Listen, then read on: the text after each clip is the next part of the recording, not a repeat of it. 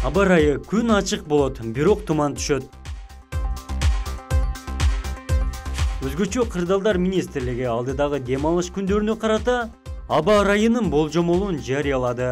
Ага ылайык 26 январдан 29 январга чейин өлкө аймагында жаан-чачын күтүлбөйт. 28 январда түнкүсүн жана эртең менен Чүй, Талас, Ош, Жалал-Абад, Баткен областарынын кээ бир райондорунда туман түшүшү күтүлөт.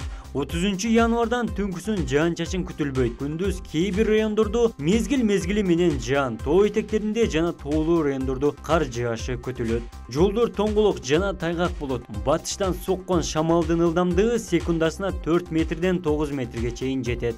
31 январда жана 1 февралда республика аймагында мезгили менен жаан, кар, тоо этектеринде жана тоолуу райондордо кар жаашы күтүлөт. Абанын күндүзгү температурасы төмөндөйт. Булак Калыс Медиа.